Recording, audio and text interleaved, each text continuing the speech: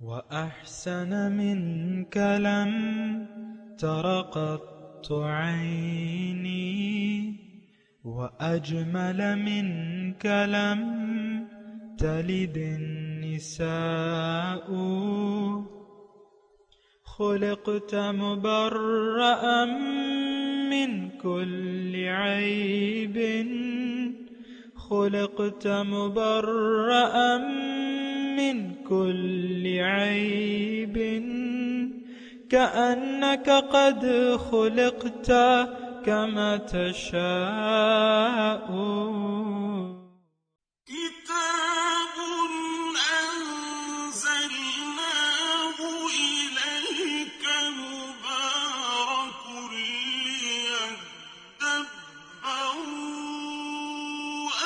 آياته وليتذكر أولو الألباب.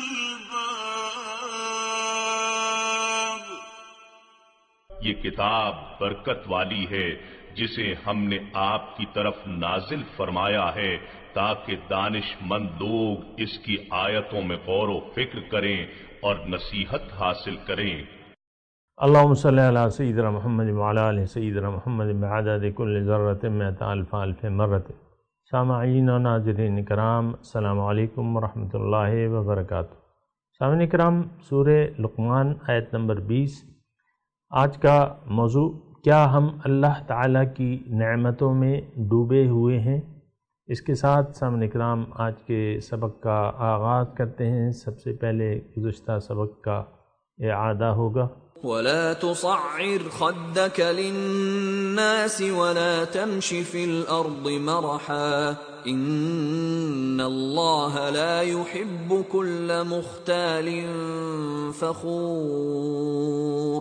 اور لوگوں سے غرور کے ساتھ اپنا رخ نہ پھیر اور زمین پر اکڑ کر مت چل، بے شک اللہ ہر متکبر اترا کر چلنے والے کو ناپسند فرماتا ہے. وَاقْصِدْ فِي مَشْيِكَ وَاغْضُضْ مِنْ صَوْتِكَ إِنَّ أَنْكَرَ الْأَصْوَاتِ لَصَوْتُ الْحَمِيرِ. اور اپنے چلنے میں میانہ طوی اختیار کر اور اپنی آواز کو کچھ پست رکھا کر، بے شک سب سے بری آواز گدھے کی آواز ہے. سامعین کرام، سورہ لقمان آیت نمبر 20. الم ترو، کیا تم نے نہیں دیکھا، ان اللہ سخر لکم، کہ اللہ تعالیٰ نے مسخر کر دیا ہے تمہارے لیے، ما فی السماوات و ما فی الارض، جو کچھ آسمانوں اور زمین میں ہے، وَأَسْبَغَ عَلَيْكُمْ، اور بھرپور دی ہیں تمہیں، بھرپور کر دی ہیں تم پر، نعمہ، اپنی نعمتیں، ظاہرتم و باطنہ، ظاہری اور باطنی بھی. وَمِنَ النَّاسِ، اور لوگوں میں سے بعض ایسے ہیں، مَن یُجَادِلُ فِی اللَّہِ، جو اللہ کے بارے میں جھگڑتے ہیں، من یجادلو، جو جھگڑتے ہیں، فی اللہ، اللہ کے بارے میں، بغیر علم، بغیر کسی علم کی، ولا ہدن، اور نہ بغیر ہدایت کے، ولا کتاب منیر، اور بغیر کسی روشن کتاب کے. سامعین کرام، سورہ لقمان، اور اس میں تذکرہ ہو رہا تھا ابھی تک لقمان حکیم کی نصیحتوں کا، کہ جو وہ اپنے بیٹے کو کر رہے ہیں، اور یہ نصیحتیں تابع ہیں اللہ تعالیٰ کی ہدایت کے. یعنی وہ اللہ تعالیٰ کے بندے تھے اور انہوں نے اپنے بیٹے کو اللہ کی بندگی کی تفصیل سے اس کو بتایا کہ تم نے کیا کرنا ہے، زندگی کیسے گزارنی ہے. تقریباً اختصار سے انہوں نے ایک قسم کے آپ کہہ لیں کہ کوزے کو دریا کو کوزے میں بند کر دیا. یعنی بہت سی حکمت کی باتیں کم الفاظ میں انہوں نے اپنے بیٹے کو نصیحت کر دی. اور بنیادی مضمون سامعین کرام اس صورت کا یہی ہے کہ اللہ تعالیٰ کی بندگی، اور اللہ تعالیٰ پھر اس میں اپنے نعمتیں بھی گنوا رہا ہے. مثال کے طور پہ بہت سی نعمتیں ہیں جو اللہ تعالیٰ کی ہیں اور اللہ تعالیٰ نے وہ گنوائی ہیں. اور اگر آپ کو یاد ہو تو اس صورت کا آغاز جو ہے وہ مومنوں کے تذکرے سے ہوا ہے۔ تلک آیات الکتاب الحکیم ھدی ورحمۃ للمحسنین الذین یقیمون الصلاۃ ویؤتون الزکاۃ وہم بالآخرۃ ہم یوقنون اولئک علی ھدی من ربہم واولئک هم المفلحون۔ اور پھر جو ہے جو لوگ اللہ تعالیٰ کی ہدایت کے سامنے سرخم تسلیم نہیں کرتے تو وہ پھر اپنا وقت دیگر فضول باتوں میں گزارتے ہیں۔ تو یہ تذکرہ ہو رہا تھا، پھر لقمان حکیم کا تذکرہ ہوا سامعین کرام۔ انہوں نے اپنے بیٹے کو نصیحتیں کی۔ سب سے پہلے تو وَلَقَدْ آتَيْنَا لُقْمَانَ الْحِكْمَةَ أَنِ اشْكُرْ لِلَّهِ، سب سے پہلے یعنی آغاز جو ہوا ہے وہ اللہ تعالیٰ نے فرمایا کہ میں نے لقمان کو حکمت کی باتیں بتائیں، اور اس کی وجہ یہ تھی اور ہدایت ہم نے یہ کی اس کو کہ تم اللہ کا شکریہ ادا کرو۔ اور بنیادی طور پہ سامعین کرام اگر آپ غور کریں اس صورت میں شکریہ کے مضامین ہیں اور اللہ تعالیٰ کا شکریہ ادا کرنے کی تاکید ہے۔ اور یہ بات بھی نوٹ کر لیں سامعین کرام کہ اللہ تعالیٰ کی بندگی ہی اصل شکریہ ہے، یعنی صرف اللہ کے بندے ہی اللہ تعالیٰ کا شکر ادا کر سکتے ہیں۔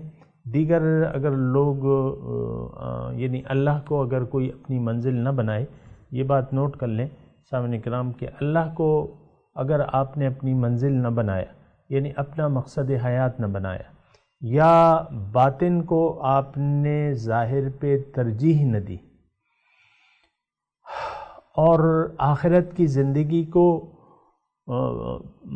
دنیا کے مقابلے میں پسند نہ کیا، آخرت کو اپنی ترجیح نہ بنائی، تو پھر یہ ہے کہ آپ اللہ تعالیٰ کا شکریہ ادا نہیں کر سکتے۔ زبانی شکریہ کی کوئی اہمیت نہیں ہوتی سامعین کرام، اصل تو وہ دل کا ارادہ اور نیت ہوتی ہے۔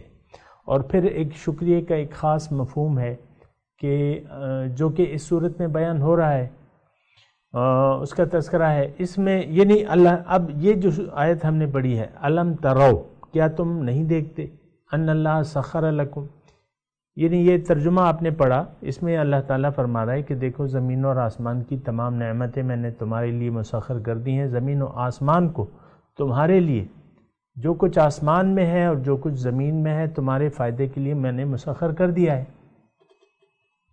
اور یہ اس حقیقت کو ہم جھٹلا نہیں سکتے سامعین کرام کہ زمین اور آسمان کی تمام نعمتیں اللہ تعالیٰ نے انسان کے لیے بنائی ہیں۔ پھر دوسری جو ہے اس میں وَأَسْبَغَ عَلَيْكُمْ نِعَمَهُ، اسبغ کہتے ہیں اصل میں رنگنے کو، کسی چیز کو آپ رنگ دیں، یعنی ایک مثال کے طور پہ کوئی بھی چیز ہے، کوئی دروازہ ہے یا کوئی بھی چیز ہے، اس کو اگر آپ رنگ دے دیں، ہرا رنگ دے دیں، سرخ دے دیں، پیلا دے دیں، تو وہ پھر وہی تو رنگ، یعنی اللہ تعالیٰ کے رنگ میں تمہیں اللہ تعالیٰ نے اپنی نعمتوں میں رنگ دیا ہے، یعنی تمہارے ہر طرف اللہ تعالیٰ کی نعمتیں ہیں۔ اور یہ حقیقت بھی ہے سامعین کرام، اور ہم اس کو نہیں جھٹلا سکتے۔ آپ دیکھیں صبح سے لے کر شام تک کتنی نعمتیں ہیں اللہ تعالیٰ کی۔ ہمارا اپنا وجود سامعین کرام، ہمیں اللہ تعالیٰ نے دیکھیں ابتدائی نعمت تو یہی ہے، اللہ تعالیٰ کے عالم بالا سے، عالم ارواح سے اللہ تعالیٰ نے ہمیں اس عالم مادیات میں بھجوایا ہے ایک بہت بڑے عظیم الشان مقصد کے لیے، اور وہ مقصد کیا ہے کہ ہم اللہ تعالیٰ کی ملاقات کے لیے تیاری کریں۔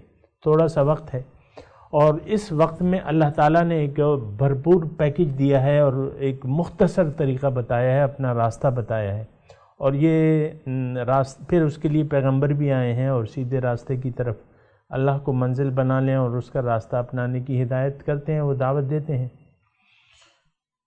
تو سب سے بڑی نعمت جو ہے سامعین کرام اگر آپ محسوس کریں تو اللہ تعالیٰ کا وہ ارادہ ہے جس کے ذریعے اس نے چاہا کہ وہ پہچان لیا جائے، تو اس پہچان کے لیے اللہ تعالیٰ نے ہمیں دنیا میں بھجوایا، عالم مادیات میں بھجوایا، اور ہمیں یہاں ایک جسم دیا ہے، آپ کے سامنے ہے، آپ بھی سن رہے ہیں اور میری باتیں بھی سن رہے ہیں، اور آپ کا اپنا ایک وجود ہے۔ اصل میں بات یہ ہے سامنے کرام کہ جب تک ہم نعمتوں کا احساس نہ کریں، اللہ تعالیٰ کی جو دی ہوئی نعمتیں ہیں بڑی بڑی احساس نہ ہو، پھر اس کا شکریہ ہم کیسے ادا کریں گے؟ ایک بات یہ بھی تو سوچنے کی ہے نا، یعنی جب تک ہمیں ایک چیز کا نعمت ہونا ہمارے دل کو یقین نہ ہو جائے تو پھر ہم کیسے اس کا شکریہ ادا کریں گے؟ یعنی مطلب کیا ہے کہ اس نعمت کو ہم کیسے صحیح طریقے سے استعمال کریں گے؟ تو سب سے بڑی نعمت جو ہے ہمارا عالم بالا سے یا عالم ارواح سے اس دنیا میں آنا ہے۔ سامعین کرام، اللہ تعالیٰ نے ہمیں جسم دیا ہے، ما خلقنا السماوات والارض وما بینہما لاعبین۔ اللہ تعالیٰ فرما رہے ہیں یہ جو کچھ میں نے کیا ہے یہ کھیل نہیں ہے، اس کا ایک مقصد ہے، اور مقصد واضح ہے۔ سامعین کرام، مقصد پوشیدہ نہیں ہے، جو کہ اہدنا صراط المستقیم میں پوشیدہ ہے کہ آپ ہمیں اپنا سیدھا راستہ بتائیں تاکہ ہم چل کر آپ کے پاس پہنچ جائیں۔ وَعَلَى اللَّهِ قَصْدُ السَّبِيلِ وَمِنْهَا جَائِرٌ۔ اللہ تعالیٰ فرماتا ہے کہ سیدھا راستہ تو اللہ تک جا پہنچتا ہے، باقی ٹیڑھے ہیں، ٹیڑھے راستے تو نہیں جاتے۔ منزل کو جو راستہ جاتا ہے وہی راستہ ہے، ٹیڑھے راستے تو صراط مستقیم ہی وہ واحد راستہ ہے جو ہمیں اللہ تعالیٰ تک پہنچا دیتا ہے۔ سامعین کرام، پھر میں نعمتوں کا تذکرہ کر رہا تھا کہ اللہ تعالیٰ کی یہاں اصل میں اس لیے میں بات کر رہا ہوں، اسبغ علیکم نعمہ ظاہرۃ و باطنہ، اس کی میں تھوڑی سی یہ نوٹ کر لیں، میں تھوڑی سی بیان کر رہا ہوں اس کا۔ تو اللہ تعالیٰ کی نعمت ایک تو ہمارا وجود ہو گیا اپنا، اور بہت سے لوگ ناشکرے ہیں، کیوں بجوایا، مجھے کیوں پیدا کیا۔ عام طور پہ جو لوگ غافل ہیں، جاہل ہیں، تو وہ یہ شکوہ مطلب پیسے نہیں ہیں یا مسائل ہیں تو وہ پھر یہ شکوے کرتے رہتے ہیں، اللہ مجھے کیوں پیدا کیا، ان تکلیفوں کے لیے پیدا کیا، یہ وغیرہ وغیرہ جہالت کی باتیں ہیں اور لا علمی کی باتیں ہیں۔ تو بہرحال علم اچھی چیز ہے، اگر ہم جان جائیں اپنے نعمتوں کو اور اس کو صحیح استعمال کرنے لگیں تو پہلی نعمت جو ہے سامعین کرام ہمارا وجود ہے۔ پھر اس کے بعد جو باطنی نعمتیں ہیں، یہاں ہے نا اسبغ علیکم نعمہ ظاہرۃ و باطن، پہلے باطنی کا میں تذکرہ کرتا ہوں۔ سامعین کرام، باطنی نعمت میں کیا ہے؟ ہدایت خداوندی ہے، اور پھر اللہ تعالیٰ کے رسول ہیں، جو بھی رسول آئے ہیں یہ سارے کتاب و حکمت کے ساتھ جو بھجوائے گئے ہیں، تو یہ اللہ تعالیٰ کی باطنی نعمتیں ہیں۔ انسان کو یہ پیغمبر اور کتاب انسان کو اس کا مقصد اور مقصد تک پہنچنے کا طریقہ بتاتے ہیں۔ اور پھر دیکھیں باطنی نعمت تو یعنی کتاب تو ہدایت خداوندی ہے، دین ہے، اس کی تشریح ہے اس میں، لیکن جو پیغمبر کی ذات ہے ایک تو اس کی ذمہ داری تو یعنی کتاب کی وضاحت ہے، لِتُبَيِّنَ لِلنَّاسِ مَا نُزِّلَ إِلَيْهِمْ، اور پھر تلاوت کتاب ہے، تعلیم کتاب ہے، پھر حکمت اور دانائی کی باتیں ہیں پیغمبر کی ذات جو ہے، اور پھر تزکیہ نفس بھی اس کے ذمے ہے، وَيُزَكِّيكُمْ، تمہارا تزکیہ کرتا ہے۔ تو یہ اللہ تعالیٰ کی بہت بڑی نعمتیں ہیں۔ کتاب نہ ہوتی اور رسول نہ ہوتا پھر تو فلاح ممکن نہیں تھی سامعین کرام، کیونکہ انسان کی عقل تو محدود ہے، باطن کے متعلق تو اس کی عقل اور فکر کام ہی نہیں کرتی باطن کے متعلق۔ تو اللہ تعالیٰ نے یہ فرمایا اسبغ علیکم نعمہ ظاہرۃ و باطنہ، تو باطنی نعمتیں سامعین کرام یہ ہیں اللہ تعالیٰ کی، اللہ تعالیٰ نے یعنی ہمیں اپنا راستہ بتایا ہے اور ہمارا وہ مقصود ہے، یہ باطنی نعمتیں ہیں سامعین کرام۔ پھر اگر آپ آئیں رسول کے بعد کے جو وقت ہے، پھر علماء امتی کا انبیاء بن اسرائیل، ایسے ہم میں علماء صلحاء اور سچے لوگ ہمیں بھجوائے ہیں، اور اس کا ایک سلسلہ قائم کیا ہے کہ ان کا درجہ نبیوں کے برابر ہے، یعنی نبی کی ڈیوٹی پھر وہ کرتے ہیں، آپ کو تلاوت کتاب، تعلیم کتاب، حکمت اور دانائی کی باتیں اور تزکیہ آپ کا کرتے ہیں۔ تو یہ ساری باتیں ہیں سامعین اکرام، یہ باطنی نعمتیں ہیں. آج بھی یعنی اگر ہم یعنی اللہ تعالیٰ کی باطنی نعمتیں یہ ہیں کہ ہمارے اندر سچے لوگ موجود ہیں جو اللہ تعالیٰ کا ہمیں راستہ بتاتے ہیں. اس صورت میں بھی ہم نے پڑھا سامعین اکرام وَاتَّبِعْ سَبِيلَ مَنْ أَنَابَ إِلَيَّ، یعنی تم اس شخص کے راستے کی پیروی کرو جو میری طرف رجوع کر چکا ہے. یہ ایک عام لفظ ہے، اس میں تخصیص نہیں ہے سامعین اکرام. تو سچے لوگ، صالحین، صلحائے امت موجود ہیں، سچے لوگ موجود ہیں. انسان ان کو ڈھونڈ کے ان کے راستے پر چل سکتا ہے، ان کی صحبت میں بیٹھ سکتا ہے. یہ بات نوٹ کر لیں. تو یہ باطنی نعمتیں ہیں. پھر یہ تمام دین جو ہے ہمارا، جو 5 بنا ہیں مثال کے طور پہ، کلمہ طیبہ ہے اور نماز ہے، زکوٰۃ ہے، روزہ ہے، حج ہے، یہ تمام باطنی نعمتیں ہیں. ظاہر سے بھی تعلق ہے لیکن اصل تو نعمتیں باطنی ہیں. پھر نعمہ ظاہرتاً، اللہ تعالیٰ نے اپنی نعمتیں جو ظاہر پہ ہم پہ نچھاور کر دی ہیں. سامعین کرام دیکھیں، یعنی اس میں کوئی خاص تفصیل کی ضرورت نہیں ہے، لیکن افسوس کی بات یہ ہے کہ اللہ تعالیٰ کی ہم نعمتیں استعمال تو کر رہے ہیں لیکن عملاً ان کی ناشکری کر رہے ہیں. یعنی اللہ تعالیٰ کی نعمتیں کیا ہیں؟ زندگی ہے، زندگی کو ہم ضائع کر رہے ہیں، بے مقصد کاموں میں صرف کر رہے ہیں. آج دیکھ لیں، اس میں کوئی خاص تفصیل کی ضرورت نہیں ہے. آج کا معاشرہ عام طور پہ اپنی زندگی کو ضائع کر رہا ہے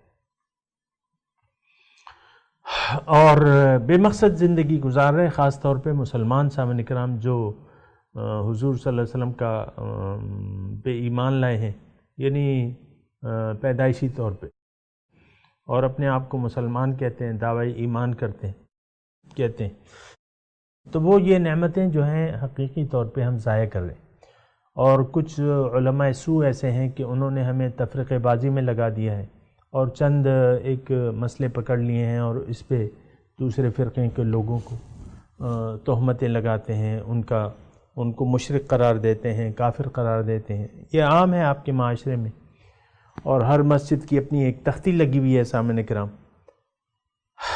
اور ایک فرقہ دوسرے کے پیچھے نماز پڑھنے کے لیے تیار نہیں ہے. تو یہ ساری باتیں ہیں، لیکن یہ ہے کہ یہ نعمتوں کو ہم ضائع کر رہے ہیں. دیکھیں، انسان کی کامیابی اسی میں ہے کہ وہ اللہ تعالیٰ کی نعمتوں کا شکریہ ادا کرے. جیسے کہ اس صورت میں سامعین کرام ہم نے پڑھا کہ جب لقمان حکیم کا تذکرہ شروع ہوا تو کیا الفاظ تھے؟ وَلَقَدْ آتَيْنَا لُقْمَانَ الْحِكْمَةَ أَنِ اشْكُرْ لِلَّهِ، ہم نے لقمان کو دانائی عطا کی کہ تم اللہ کا شکریہ ادا کرو. وَمَنْ شَكَرَ فَإِنَّمَا يَشْكُرُ لِنَفْسِهِ، وہ مضمون آیا ہے سامنے کے نام.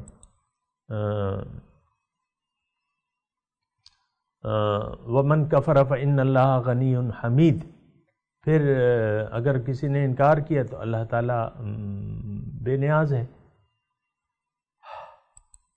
تو یہ نعمتیں ہیں، نعمتوں کا شکریہ ہی واجب ہوتا ہے، نعمت کا شکریہ واجب ہوتا ہے سامعین کرام. یہ ایک بات نوٹ کر لیں، اللہ تعالیٰ نے اپنی نعمتیں ظاہری اور باطنی ہم پر تمام کر دی ہیں.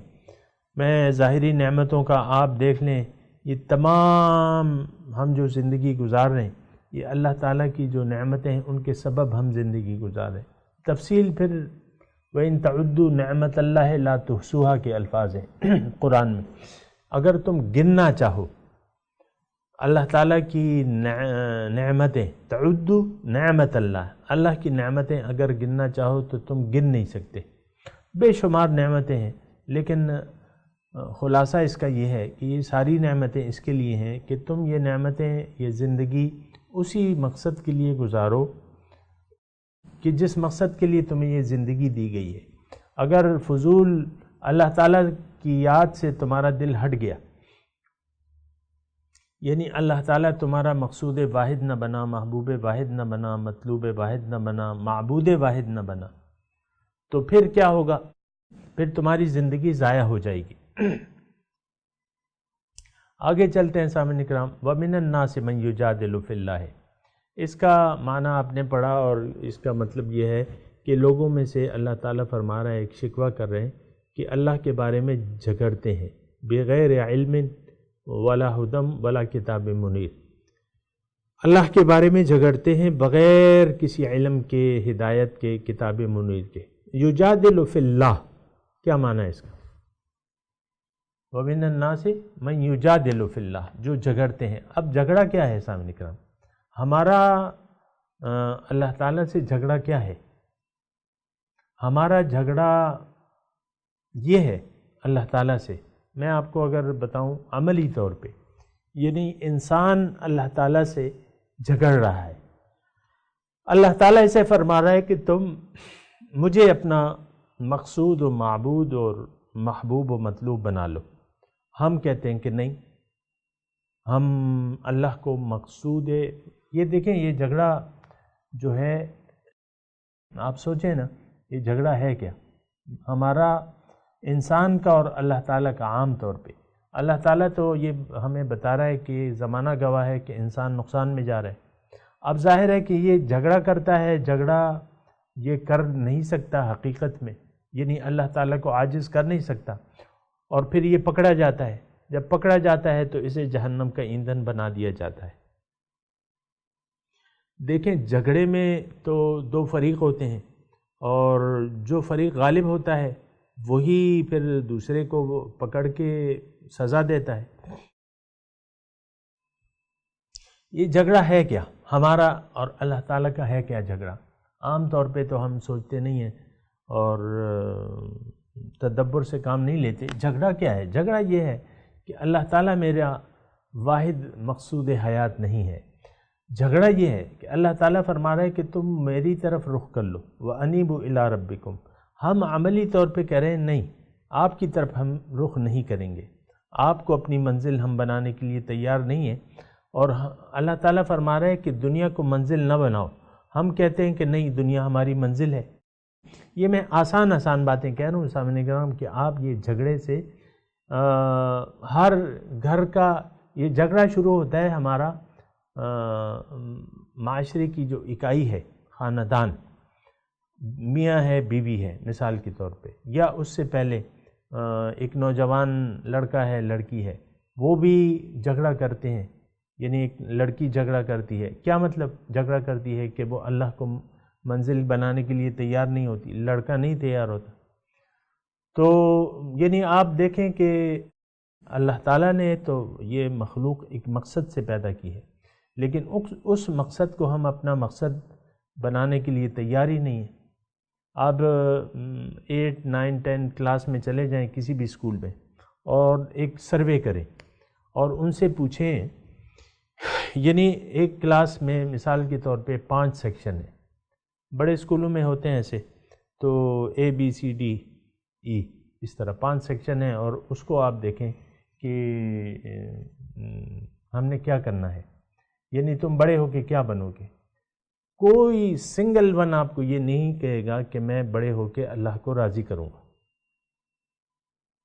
اب ظاہر ہے یہ لڑکا جو ہے، لڑکی 9 کلاس میں 8 کلاس میں ہے، تو 8 5 13 سال، ابھی تو یہ بالغ نہیں ہوئی ہیں، ہونے والے، تو کوئی بھی یہ نہیں کہے گا کہ ہم نے اللہ کو راضی کرنا ہے، ہماری منزل اللہ ہے، اللہ تک ہم تعلیم حاصل کریں گے اور اپنے آپ کو، اول تو یہ نصاب سارا تعلیم اللہ تعالیٰ سے آپ کو دور لے جاتا ہے، قریب نہیں لے جاتا، یعنی آپ کو بتاتا ہی نہیں ہے کہ آپ کا مقصد کیا ہے۔ یہ تو آپ کو اچھی طرح معلوم ہے کہ ہمارا نصاب میں زندگی کا مقصد یا اس کا حاصل کرنا یا اس کے بارے میں معلومات جنسی، یعنی آپ دیکھیں یہاں پاکستان میں تو تھوڑی، باہر ملکوں میں جنس کی تو آپ تعلیم دیتے ہیں، یہاں بھی بعض لوگ چاہتے ہیں، لیکن جو حقیقت ہے، جو ہماری منزل ہے، اس کے بارے میں تعلیم ہے ہی نہیں۔ بچہ جو ہے 16 جماعت پاس ہو جائے، لیکن آپ اس سے پوچھیں کہ بھئی تمہارا مقصد حیات کیا ہے، اللہ نے تمہیں کیوں پیدا کیا ہے، اس اللہ تک پہنچنے کا واحد راستہ کون سا ہے، کوئی بھی آپ کو جواب نہیں دے گا، اور اگر جواب دے گا بھی تو وہ رسمی جواب ہوں گے، رسمی جواب سنے سنائے، ما خلقت الجن والانس الا لیعبدون کی آیت آپ نے سن لی ہے، بس اللہ تعالیٰ نے اپنی عبادت کے لیے پیدا کیا، راستہ یہ بھی معلوم نہیں، اور وہ بے یقینی سے کہے گا کہ دین اللہ تعالیٰ کا جو ہے وہ راستہ ہے اس کا. یہ ساری بے یقینی کی باتیں، یہ علم کی باتیں نہیں ہیں. لیکن میں آپ کو یہ کہہ رہا ہوں کہ اللہ تعالیٰ سے جھگڑے کا کیا مطلب ہے، یہ آپ تھوڑا سا سمجھیں اور اس کو سوچیں. میں آپ کو یہ کہہ رہا ہوں کہ ہم سب لوگ عملی طور پہ اللہ تعالیٰ سے جھگڑے میں لگے ہوئے ہیں اور جھگڑ کے زندگی گزار رہے ہیں. اللہ تعالیٰ ہمیں بلا رہا ہے جنت کی طرف، واللہ یدعو الی دار السلام، اللہ تعالیٰ آپ کو دار السلام کی طرف بلا رہے ہیں. سارعوا الی مغفرۃ من ربکم وجنہ، جلدی کرو اللہ تعالیٰ کی بخشش اور اس کی جنت کی طرف. ہم ایسا کرنے کے لیے تیار نہیں ہیں، اللہ تعالیٰ کی جنت کے لیے کوئی تیاری نہیں ہے. من یجادل فی اللہ، کہ وہ جھگڑتے ہیں اللہ کے بارے میں. تو یہ عملاً بات یہ ہے سامعین اکرام کہ ہم اللہ تعالیٰ سے جھگڑا کرنے میں مصروف ہیں، جھگڑ رہے ہیں. یہ ہماری جو اگر کوئی باطنی نگاہ رکھنے والا ہو، عملاً مخلوق جو ہے تو وہ اللہ تعالیٰ کو ناراض کر رہی ہے اور اللہ تعالیٰ سے جھگڑ رہی ہے غیر شعوری طور پہ. ویسے تو نہیں، غیر شعوری طور پہ ہمیں نہیں معلوم، لیکن اصل جو ہم زندگی گزار رہے ہیں یہ اللہ تعالیٰ کا جو مقصد حیات ہے ہمیں پیدا کرنے کا، اس سے ہم عملی طور پہ نبرد آزمائیں کہ نہیں، وہ مقصد تو ہم نہیں. آپ دیکھیں نا، روشن خیالی جو ہے آج ایک بات کہی جاتی ہے، روشن خیال بنو بھئی اور دقیانوسی مت بنو. یہ تو پرانی باتیں ہیں، اب لوگ کہاں پہنچ گئے، انسان چاند تک پہنچ گیا، تم وہی پرانی باتیں کر رہے ہو. یہ جھگڑا ہے، یہ میں آپ کو تھوڑا سا یعنی یہ بتا رہا ہوں. اور بہرحال آج کا جو سبق ہے تھوڑا سا وقت کم ہے، میں تلاوت کرتا ہوں، میرے ساتھ دہرائیے. اعوذ باللہ من الشیطان الرجیم، بسم اللہ الرحمن الرحیم. الم تروا ان اللہ سخر لکم ما فی السماوات وما فی الارض واسبغ علیکم نعمہ ظاہرۃ وباطنہ ومن الناس من یجادل فی اللہ بغیر علم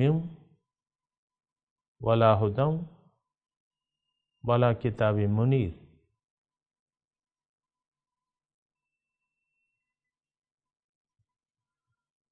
جناب ترجمہ سنا دیں. الم تروا ان اللہ سخر لکم ما فی السماوات والارض، کیا تم نے نہیں دیکھا کہ اللہ تعالیٰ نے مسخر کر دیا ہے تمہارے لیے جو کچھ آسمانوں میں ہے اور جو کچھ زمین میں ہے. وَأَسْبَغَ عَلَيْكُمْ نِعَمَهُ ظَاهِرَةً وَبَاطِنَةً، اور بھرپور دی ہیں تمہیں اپنی نعمتیں ظاہری اور باطنی. وَمِنَ النَّاسِ، لوگوں میں سے بعض ایسے ہیں، من یجادل فی اللہ، جو جھگڑتے ہیں اللہ کے بارے میں، بغیر علم،